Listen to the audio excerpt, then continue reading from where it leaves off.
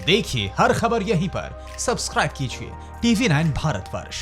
ये भी कहा नवाज शरीफ से गले मिले, चीनी राष्ट्रपति को झूला झुलाया। उन्होंने ये भी कहा कि भारत सरकार के तमाम जो डिपार्टमेंट है, मंत्रालय, अलग अलग बयानबाजी कर रहे हैं। आप कैसे देखते हैं? देखिए, मैं सीधे तौर पर कपिल सिब्बल जी ने अपने ढंग से बातें रखी हैं, लेकिन मैं सिर्फ चाहूँगा कि प्रधानमंत्री जी और उनकी कोर टीम अप्रैल मीट के बाद से या मई से ही अप्रैल मीट को छोड़ दीजिए, एक एक बयान को देख लें। इतना कॉन्ट्राडिक्शन है, वो कॉन्ट्राडिक्शन व्यग्रता पैदा करता है, चिंता पैदा करता है। पहले करीब 3 हफ्ते पहले डोनाल्ड ट्रंप ने कह दिया वो पंच बनने को तैयार बैठा है, हमें इस मुल्क में कुछ पता ही नहीं किसी को। गवर्नमेंट डिनायल मोड में थी, कुछ वजह रही होगी डिनायल करने की। उसके बाद मैं समझता हूं कि कहा गया डी एस्केलेशन हो रहा है। डी एस्केलेशन में बर्बर हत्या होती है, हमारे जवानों की शहादत होती है।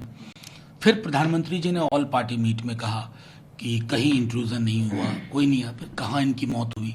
और अब Chinese foreign ministry, Chinese defence ministry, लगातार उनके मीडिया में ये चल रहा है प्रधानमंत्री जी के भाषण को कोट करते हुए कि गलवान तो हमारा है, हम तो कहीं गए ही नहीं। तो ये सारी जो चिंताएं हैं, ये किसी सरकार की चिंता नहीं है, किसी दल की चिंता नहीं है, ये इस देश की चिंता है। और इस चिंता के बरक्स मैं समझता हूं एक श्वेत पत्र फौरी तौर पर आए, क्योंकि बहुत ज्यादा विवाद हो रहा है। सर, अजय के बयान आए सर, आपने भी तमाम बातें कही।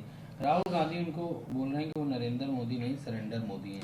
इसका क्या मतलब निकालना चाहिए सर? युद्ध और तमाम बातें और किस तरीके से? देखिए, मैं समझता हूं प्रतीक राहुल जी का है, मैं प्रतीक के पक्ष में खड़ा नहीं होना चाहूंगा।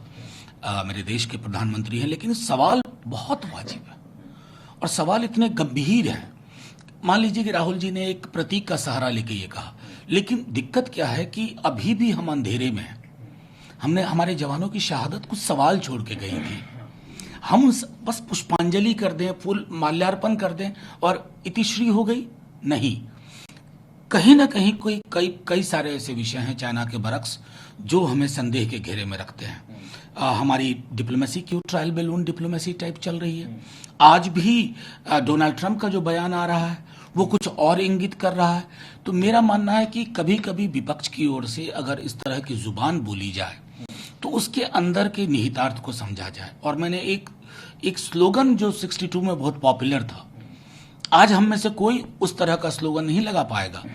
वो स्लोगन था, घर का दुश्मन घर में बैठा, बाहर भेजे फौज, नेहरू मेनन घर में बैठे मना रहे हैं मौज। और उसके बाद कंपेयर कर लीजिए कि जो राहुल जी ने कहा। तो एक तरह से एक स्वस्थ लोकतंत्र में प्रतीक के प्रति भी सावधान होना चाहिए, लेकिन प्रतीक से उलझना नहीं चाहिए, उसके निहितार्थ को समझना चाहिए। फॉर्मर आर्मी स्टाफ चीफ रहे हैं जनरल वीके सिंह, वो बोल रहे हैं सर कि वॉर कोई लास्ट रिजॉर्ट नहीं है, बहुत सारे यहाँ पर तमाम तरीके हैं, इकोनॉमिक बाइकआउट और तमाम चीज़ें। कैसे देखते हैं सर? अब देखिए, जनरल वीके सिंह साहब हैं, उनको ये भी ध्यान में रहना चाहिए कि सरकार की ओर से कोई ऐसा बयान नहीं आया है और वो कैबिनेट में है। और कैबिनेट प्रणाली को जितना तक हम समझते हैं कि कैबिनेट प्रणाली में एक सामूहिक चिंतन हुआ करती थी। अगर चाइनीज प्रोडक्ट का इकोनॉमिक बाइकआउट होना है, तय करना है, तो ये सीधे ऊपर से आना चाहिए, एक सामूहिक चिंता से। और कई दफा क्या होता है ना कि हम रेटरिक में बहुत जीने लगते हैं। तो जिस मोबाइल पे लिखते हैं बाइकआउट चाइना, ये नहीं देखते हैं कि उस मोबाइल के पीछे मेड इन क्या लिखा हुआ है। तो इन सारे सवालों को मैं समझता हूं कि थोड़े ठंडे मन से, लेकिन हाँ, अगर एक रॉबस्ट पोजीशन लेना है तो लेना। कोविड की सिचुएशन आप देख ही रहे, दिन को दिन बढ़ रही है, दिल्ली में आप भी हैं। क्या लगता है सर कि फैसले आते हैं, वापस होते हैं, स्टेट कुछ कहता है आइसोलेशन को लेकर, कितनी एक तरह से कंफ्यूजन है सर? देखिए, थोड़ा कंफ्यूजन बीते दिनों में पैदा हुआ जब लेफ्टिनेंट जनरल साहब ने कहा कि इंस्टीट्यूशनल केयर 5 दिन का मस्ट हो।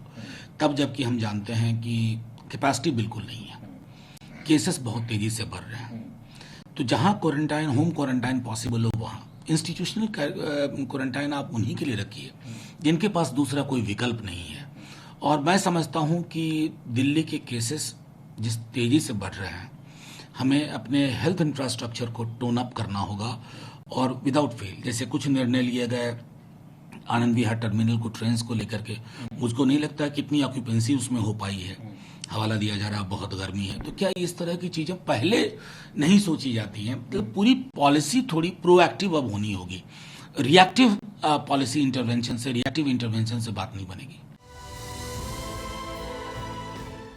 परवाह देश की, सोमवार से शुक्रवार रात 10 बजे TV9 भारतवर्ष पर।